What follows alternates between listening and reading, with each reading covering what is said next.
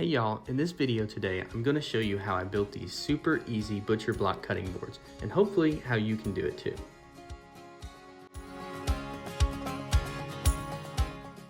So a friend of mine was throwing out this scrap piece of butcher block that was left over from a project he was doing in his house. And so of course, I can't let a good piece of wood go to waste, so I immediately set up my miter saw and started to cut this thing down into as many sections as I could for cutting boards. I ended up getting about 5 different boards around 18 inches in length. So instead of just leaving it as a normal rectangular cutting board, I decided to draw out some random shapes that I thought would make cool cutting boards or charcuterie boards. This one we did in the shape of a mandolin. We knew we were going to give this as a gift to one of our friends who plays the mandolin, and we thought this would be a special shape to do for her. So I took a jigsaw and began to cut out the shape of the mandolin or whatever cheese board or cutting board that you're working on. And I will recommend that you use a clamp and clamp it down to your work table or whatever surface that you're doing this on. That keeps it from bouncing around, and you can cut straighter lines, and it's just a lot safer. But I took the jigsaw and cut the shape out as close as I could to the lines. And as soon as you're done getting the piece cut out, the next step is going to be to use a router.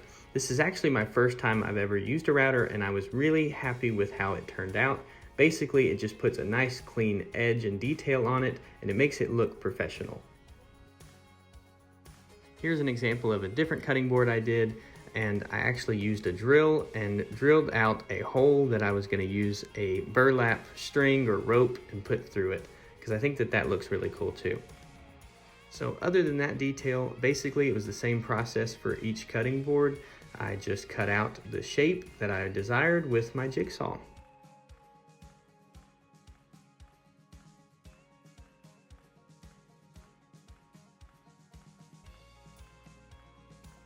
Then again, you want to take your router and go ahead and route all of the edges on the cutting board. I really did like how this detail made the cutting board look finished and a little bit professional versus just the flat edges. I love to use my branding iron anytime I have the opportunity, so I put it on the back of each cutting board. And the final step is to use butcher block oil. I just wipe it on with a rag, and I do several coats on this. This stuff is safe to cut and eat on, and it honestly is just really satisfying to do because it brings out those natural, beautiful colors of the butcher block. For my first time making cutting boards, I'm actually really happy with how these turned out.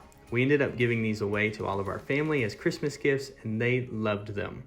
I hope you all enjoyed this video, and hopefully you can get a chance to make one of these cutting boards for yourself. Please like and subscribe, and we'll see you guys on the next one.